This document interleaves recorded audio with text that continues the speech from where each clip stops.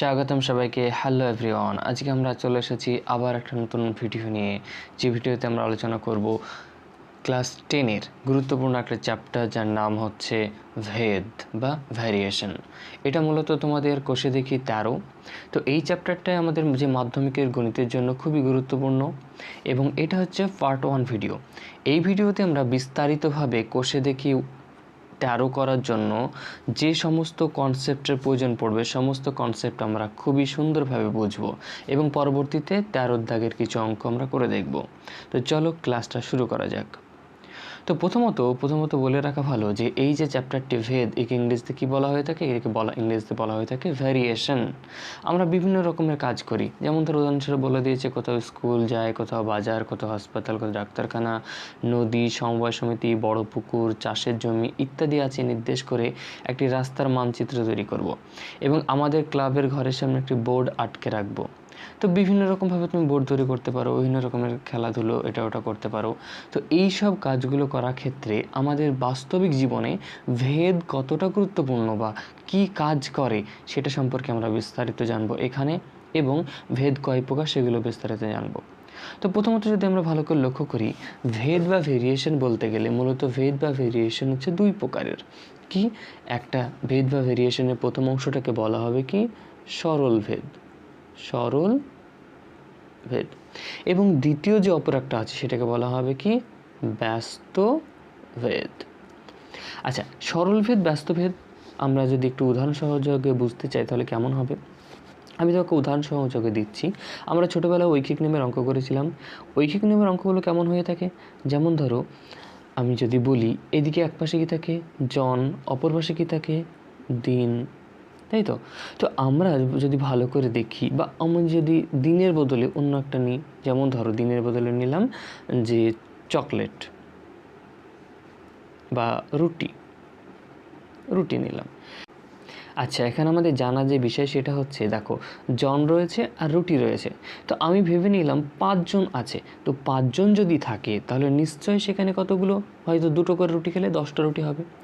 এখন এই লোক সংখ্যাটা বাড়িয়ে দিলাম, এখানে আমি 50 জন করে দিয়েছি, 50 জন। তাহলে এখন আমাকে বলো দেখি যে এই যে রুটির সংখ্যা এটা বাড়বে না কমবে? অর্থাৎ আমাদের আগে 5 ছিল, তার রুটি খেত কতজন? 5 জনের রুটি খেত 10টা। ভালো কথা। একই রকমভাবে জনসংখ্যা 5 থেকে বেড়ে কত হয়েছে? 50 হয়েছে। তো এখন রুটির সংখ্যা কি বেশি লাগবে নাকি কম লাগবে? বেশি নাকি কম? তোমাদের কি মনে হয়? অবশ্যই বেশি। কেন? 5 জনে যদি 10 রুটি খায় তাহলে 50 জন নিশ্চয়ই বেশি খাবে। তো এই যে অঙ্কগুলো আমরা করেছিলাম, এই অঙ্কগুলোকে আমরা মূলত কী হিসেবে বলি? ঐকিক নিয়মের অঙ্ক। কী অঙ্ক বলেছিলাম? ঐকিক নিয়মের অঙ্ক। আর এই যে সম্পর্ক, এই সম্পর্কটাকে আমরা কি বলেছিলাম? সরল সম্পর্ক। সরল সম্পর্ক।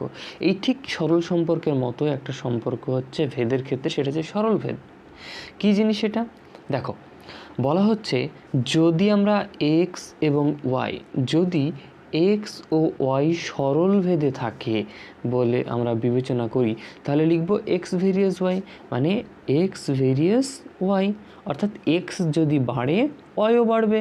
এখানে যদি আমরা আগের উদাহরণটা দেখি যে 5 জন ছিল, 10টা রুটি খেয়েছে, তাহলে 50 জন মানে রুটির সংখ্যা কী হবে? বাড়বে। সেটা বেড়ে কত হবে?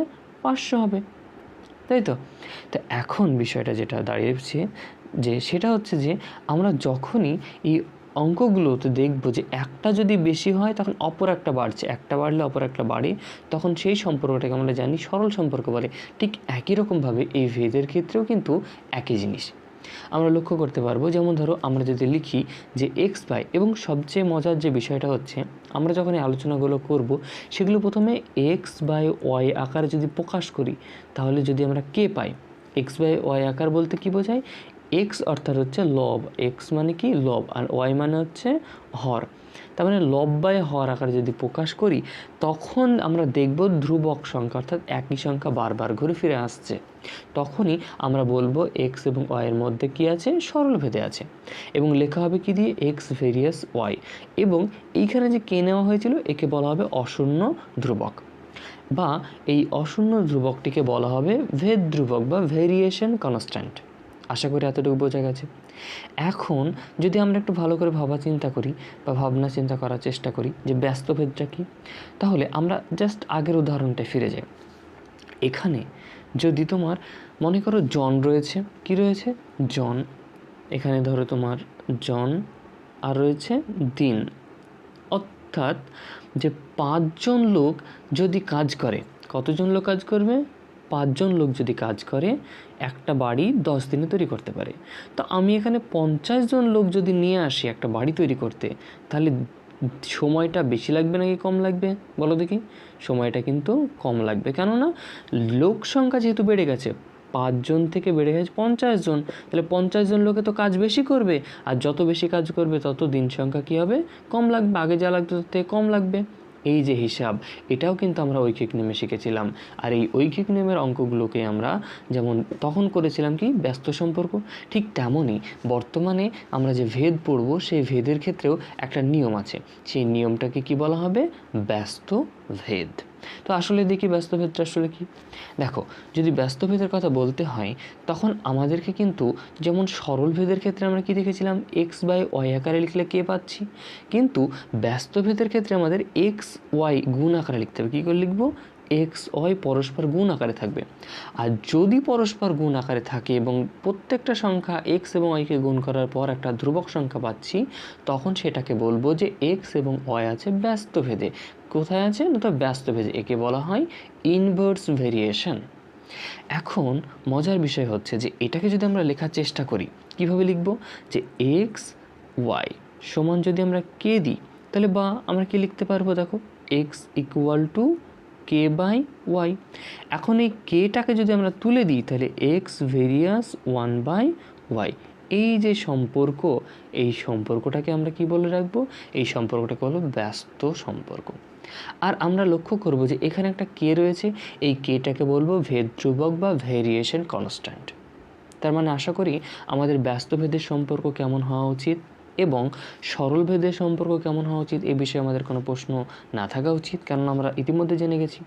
তো এখন যদি আমরা কয়েকটা অঙ্ক করি, বা তার আগে আমাদের আরও একটা কনসেপ্ট জানতে হবে। যেমন ধরো আমরা ব্যস্ত ভেদ, সরল ভেদ দেখেছি, যৌগিক ভেদটা কেমন হবে।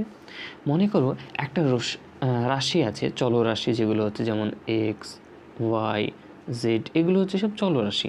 আমি বললাম এক্সের সাথে ওয়াই আছে, কি এক্স ভেরিয়াস ওয়াই, তাহলে এক্সের সাথে কে ভেরিয়াস আছে, অর্থাৎ কারোর সাথে ভেদ আছে ওয়াইয়ের সাথে, এবং এরা কি সরল ভেদে আছে। একই রকমভাবে এক্সের সাথে সরল ভেদে আছে কে, জেড। যদি এমনটা হয় তাহলে আমরা দেখো দুটোর ক্ষেত্রে যদি লক্ষ্য করি, এখানেও এক্স এখানেও এক্স বাম পাশে। তো আমরা আবার দেখছি ডান পাশে ওয়াই আছে, ডান পাশে জেড আছে। তো এরকে যদি এই দুটো যে ভেদ আছে, ভেদের মধ্যে এই ভেদের মধ্যে যে সম্পর্ক, এগুলোকে যদি আমরা বিস্তারিতভাবে দেখি যে এগুলোকে কি একটাতে আমরা রূপান্তরিত করতে পারবো কি না, তখন আমরা লক্ষ্য করলে দেখতে পাবো যে এখানে দুটো যেহেতু এক্স আছে, তো দুটো এক্সের কারণে আমাদেরকে কি করতে হবে না, তো দুটো এক্সের জন্য একটা এক্স আমরা নিয়ে নেব এবং একটা ভেদ ধ্রুবকের চিহ্ন, ভেরিয়াস চিহ্ন দিয়ে দেব। এবং আমরা যদি লক্ষ্য করি, দেখো এখানে কি আছে, ওয়াই আছে, আর এখানে কি আছে, জেড আছে। তো এই যে ওয়াই এখানে গুণ আকারে ওয়াই জেড থেকে যাবে। তাহলে ব্যাপারটা বুঝো, বাম পাশে এক্স আছে, দুই দিকে এক্স আছে, ওই জন্য আমি কি লিখে দিয়েছি এক্স। এবং অপর পাশে দেখতে পাচ্ছি ওয়াই আছে, জেড আছে, তো ওয়াই জেডটিকে আমরা কি আকারে লিখব, ওয়াই জেড গুণ আকারে লিখে দেবো। আর এই গুণ আকারে লিখতে পারলেই তখন আমাদের অঙ্কটা সহজে হয়ে যাবে, অর্থাৎ ওয়াই জেড। তো এই যে আমরা কনসেপ্টটা শুনলাম, বা এই যে কনসেপ্ট আমরা জানলাম, এই কনসেপ্টটাকে বলা হবে কি, এই কনসেপ্টটাকে বলছে যৌগিক ভেদের নিয়ম। বলছে যেমন ধরো এক্স ওয়াই জেড তিনটি চল, এইরূপ যে এক্সের সাথে ওয়াই কী ভেদে আছে, সরল ভেদে আছে। এই যে এক্সের সাথে ওয়াই সরল ভেদে আছে যখন জেড ধ্রুবক। একই রকমভাবে এক্সের সাথে জেড কি আছে, সরল ধ্রুবকে আছে, মানে সরল ভেদে আছে, যেখানে হচ্ছে ওয়াই ধ্রুবক। তাহলে এক্সের সাথে সম্পর্ক কী হবে, এক্স ওয়াই জেড। কেন আমরা বলেছি X various Y into Z, Y জেডটা কী আকারে করবো, আমরা গুণ করব যখন ওয়াই এবং জেড উভয়ে পরিবর্তিত। তো এটাকে আবার আমরা যেমন গ্যাসের যে আচরণ, ভৌতবিজ্ঞানের যে চ্যাপ্টারটা, দ্বিতীয় চ্যাপ্টারে আমরা কিন্তু ওখানে পড়েছি। দেখো যে আদর্শ গ্যাসের ক্ষেত্রে বয়েল ও চার্লসের সূত্রের সমন্বয় সূত্র থেকে পেয়েছি যে পিভি ইকুয়াল টু আরটি, যেখানে আর একটি অশূন্যভেদ ধ্রুবক, বা ভি ইকুয়াল টু এখানে যে পিটা রয়েছে এই পিটা নিশ্চয়ই নিচে চলে যাবে, তাহলে পিটা নিচে চলে গেলে এখানে আরটি আছে, তাহলে আরটি আর আগে এই পিটা এখানে আসলে কী হবে আরটি বাই পি, আর পাশে পড়ে থাকলো কি ভি। তো এই যে সম্পর্ক V equal to RT by P, এই যে V equal to RT by P, এটা হচ্ছে সম্পর্ক, তাই তো? এই যে এটা হচ্ছে একটা যৌগিক ভেদের নিয়ম অনুযায়ী আমরা যখন করেছিলাম তখন কিন্তু এভাবে করা হয়েছিল। আবার এখানে লক্ষ্য করো, দেখো ভি ওপরে আছে, টি ওপরে আছে, তার মানে ভি যদি বাড়ে টি বাড়বে। এক্স ওয়াইয়ের ক্ষেত্রে আমরা দেখেছিলাম, তাহলে ভি যদি বাড়ে টি বাড়বে, তাহলে একটা বাড়লে অপর একটা যদি বাড়ে তাহলে কী সম্পর্কে ওরা ওরা আছে কি সরল সম্পর্কে। আবার দেখো ভি এর সাথে পিটা কি আছে নিচে আছে, তার মানে ভি যদি বাড়ে পি কমবে, ভি যদি কমে পি বাড়বে।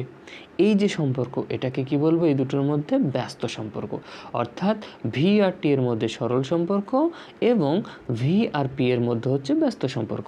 আর এই সম্পর্কটাকে কি বলে থাকি আমরা যৌগিক ভেদের সম্পর্ক, বা এরা যৌগিক ভেদে আছে। আশা করি এ পর্যন্ত বুঝতে তোমাদের কোনো অসুবিধা না হওয়া উচিত। এখন যদি আমরা অঙ্ক করার চেষ্টা করি যে কোষে দেখি 13তে কী হবে, দেখো দেখি 13 1 নম্বর অঙ্কটা কি বলেছে। এখানে বলেছে এ এবং বি এর মধ্যে সম্পর্কিত মানগুলো, এর মান কত বলে দিয়েছে 25, আচ্ছা বি এর মান কত 10, আবার এর মান 30, বি এর মান 12, এর মান কত 45, বি এর মান তখন 18, এর মান 250, বি এর মান তখন 250। এখানে একটা জিনিস লক্ষ্য করো যে এর মান 25 ছিল, 25 থেকে কত হয়েছে 30 হয়েছে, তো এর মান 25 ছিল, 25 থেকে বেড়ে কত হয়েছে 30 হয়েছে। তাহলে দেখো বি এর মান 10 থেকে বেড়ে কত হয়েছে 12, তার মানে একটা সংখ্যা যদি বেড়ে যাচ্ছে তখন অপর একটাও বেড়ে যাচ্ছে। আবার দেখো 30 থেকে কত হয়েছে 45, আবার এখানে 12 থেকে কত হয়েছে না তো 18। তো একটা বাড়লে অপরটাও যদি বাড়ে তাহলে তারা কি সম্পর্কে আছে সরল সম্পর্কে আছে। আর সরল সম্পর্কে যদি থাকে তাদের যে ভেদ সেটাকে বলবো আমরা কি সরল ভেদ। আবার একই রকমভাবে তাহলে আমরা কি করি সরল ভেদের ক্ষেত্রে, দেখো এই যে আমরা করেছিলাম যে এক্স বাই ওয়াই আকারে যদি আমরা লিখি তাহলে এটাই কী বলবো আমরা সরল ভেদ। তার মানে এক্স বাই ওয়াই আকারে দেখবো যে এক্স বাই ওয়াই আকারে লিখলে সেটা কি সরল ভেদ হবে। কখন হবে, যদি প্রত্যেকটা এক্স বাই ওয়াই এর মান একটা নির্দিষ্ট ধ্রুবক আসে। এখন চলো অঙ্কটা করে দেখি কি হয়েছে। এখানে আমি ছোট করে দিলাম যাতে আমাদের বুঝতে সুবিধা হয়। এখন লক্ষ্য করো যে এখানে কি আছে 1 নম্বর অঙ্কটাই এ বাই বি আমরা করব। তাহলে এ বাই বি যদি দেখি এর এখানে কত আছে না তো 25, এর এখানে কত আছে 25, বি এর 10, আশা করি দেখতে পাচ্ছ এ 25 কত আছে, তারপরে 30/12, তাহলে 30/12 কত হবে 30, নিচে হচ্ছে 12 সমান। পরবর্তীতে দেখো 45/18, তাহলে হচ্ছে 45 আর নিচে হচ্ছে 18, আবার সমান চিহ্ন দিয়ে দেখি কত আছে 250/100, তাহলে আমরা লিখব কি 250/100। যদি আমরা কাটাকাটি করি তাহলে কি দেখতে পাবো, দেখো 5 দুগুণে 10, 5 5 25, আবার দেখো 6 দুগুণে যদি 6 দিয়ে কাটি তাহলে 6 দুগুণে 12, 5 6 30, আচ্ছা 6 যদি 9 দিয়ে কাটি 9 দুগুণে 18, আবার হচ্ছে 5 9 45, 50 দিয়ে কাটলে 50 দুগুণে 100 আর 5 50 250। তার মানে আমরা অবশেষে কি পেলাম, দেখো এ বাই বি এটাকে আমরা যতবারই লিখি না কেন ওপরে 5 আসছে আর নিচে কত 2 আসছে। তাহলে এই যে ওপরে 5 এবং নিচে 2 এই মানটা তো সবসময় সমান, তাই তো। অর্থাৎ আমরা যে আগে শিখেছিলাম কি শিখেছিলাম না তো এ বাই বি, আগে আমরা এক্স ওয়াই দিয়ে শিখেছিলাম সেটা আগে লিখে নিয়ে দিলে সুবিধা হবে।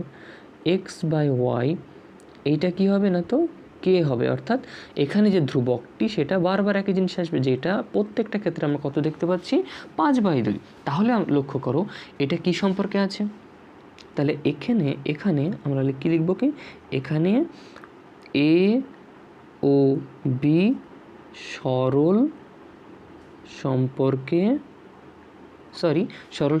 বলবো না আমরা, সরল কি বলবো সরল ভেদে আছে।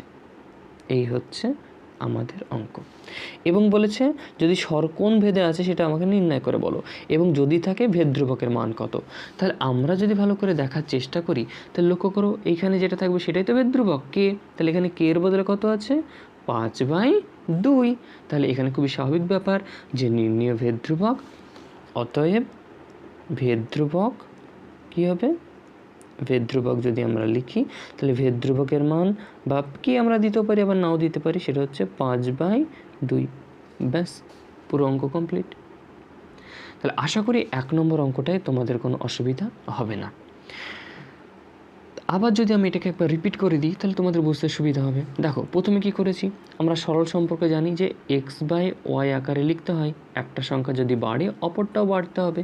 তাহলে প্রথমে 25 ছিল, সেটা কত হয়েছে 30, তারপরে 45 তখন বাড়ছে। একই রকমভাবে 10 থেকে 12, 18, 100 বেড়ে যাচ্ছে।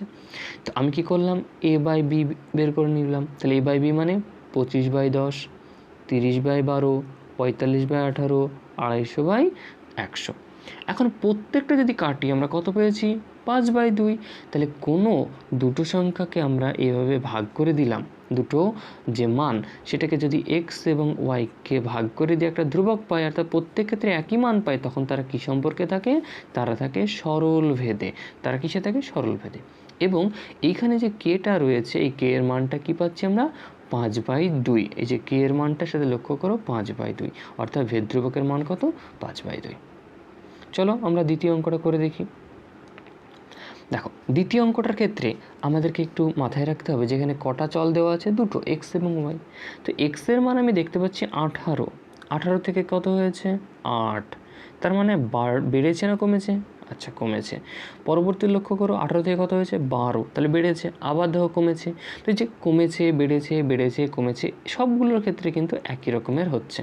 3 থেকে 27/4, তারপর 9/2, তারপরে 9, তার মানে বাড়া কমা, মানে একবার বেড়ে যাচ্ছে একবার কমে যাচ্ছে। তো এই যে সম্পর্ক, এটাকে আমরা কি জানি না, তো আমরা আরেকটা ফর্মুলা পড়েছিলাম, সেটা হচ্ছে কি ব্যস্ত ভেদে। যদি একটা বাড়ে অপরটা কমে, একটা বাড়ে অপরটা কমে, এমন যদি হয় তাহলে সেটাকে আমরা কি xy আকারে লিখবো, অর্থাৎ xy = কে প্রমাণ করলে আমাদের হয়ে যাবে, কি হয়ে যাবে ব্যস্ত ধ্রুবক।